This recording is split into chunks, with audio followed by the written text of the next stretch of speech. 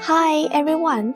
Today our course focuses on the BGP L3VPNv4 over SRv6 TE policy scenario, in which SRv6 TE policies are used to carry BGP L3VPNv4 data.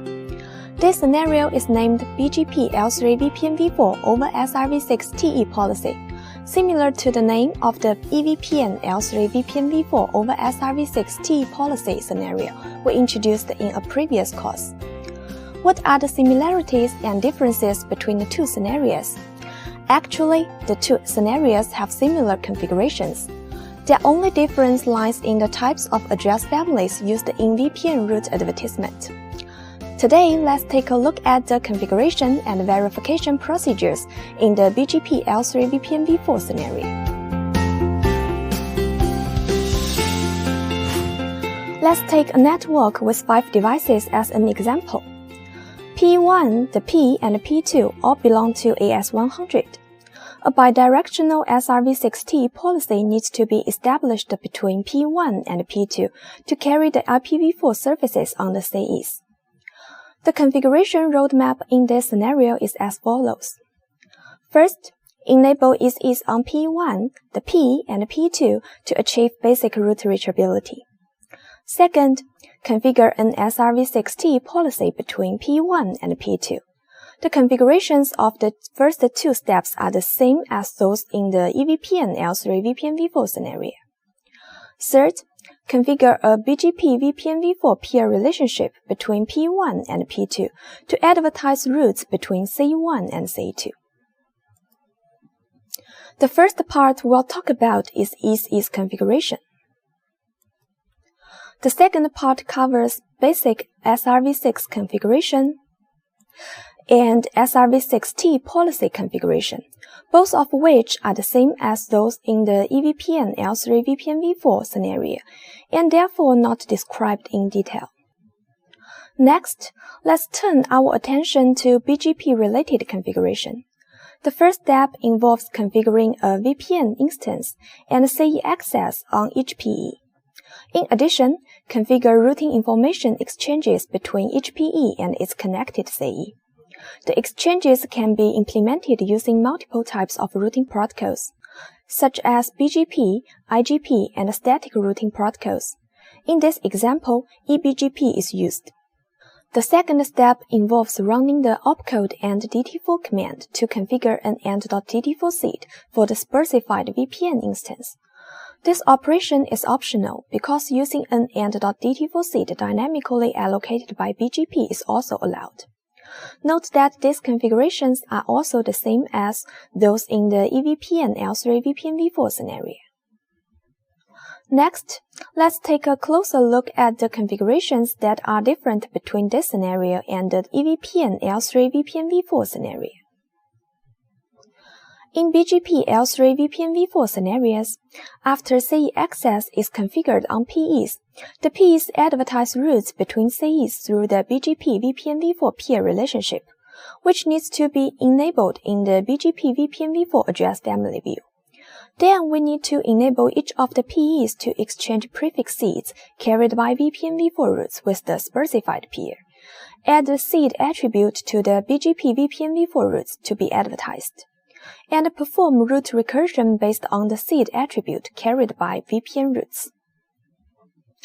After establishing the BGP VPNv4 peer relationship, we need to configure route coloring on the PEs to ensure that routes can recurse to corresponding SRv6 TE policies.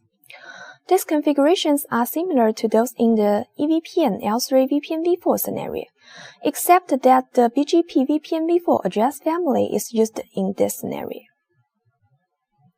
Finally, we need to configure and apply a tunnel policy on the PEs to import the IPv4 traffic on the CEs.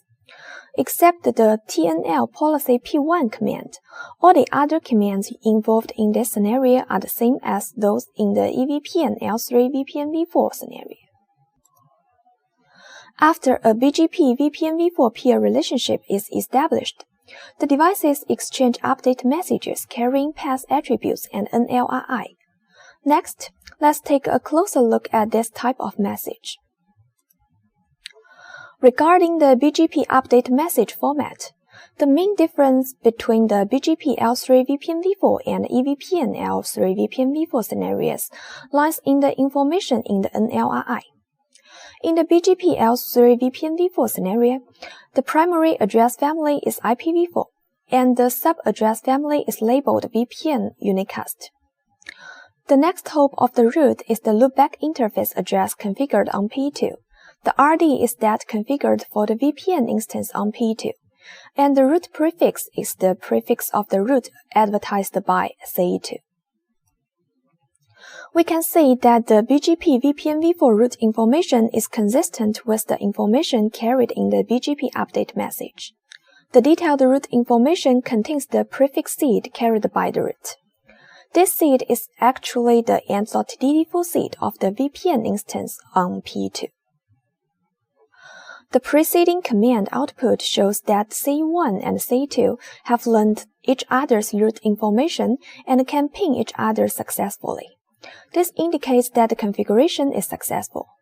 That's all about the implementation of BGP L3VPNv4 over SRv6 TE policy in the control plane. In this example, a ping is initiated from CE1 to CE2 to simulate packet encapsulation. We can see that the data encapsulation process in this scenario is similar to that in the EVPN L3VPNv4 scenario. As we reach the end of this course, let's summarize the root advertisement and data forwarding processes in a BGP L3VPNv4 over SRv6 TE policy scenario.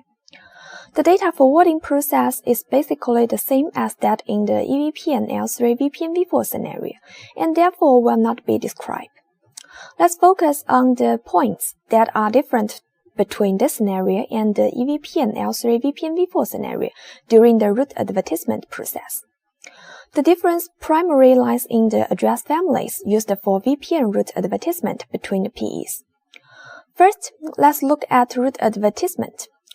Take root advertisement from CE1 to CE2 as an example. The root advertisement process from CE2 to CE1 is similar. Root advertisement between the CEs consists of the following steps.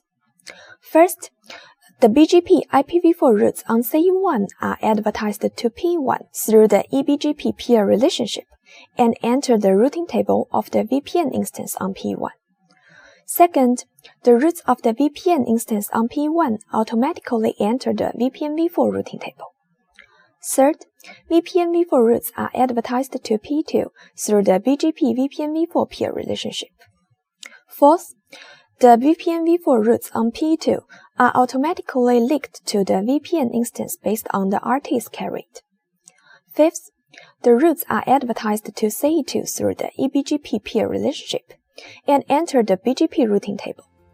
Then the preferred route in the BGP routing table enters the IP routing table for forwarding. That's all for this course. Thank you for watching.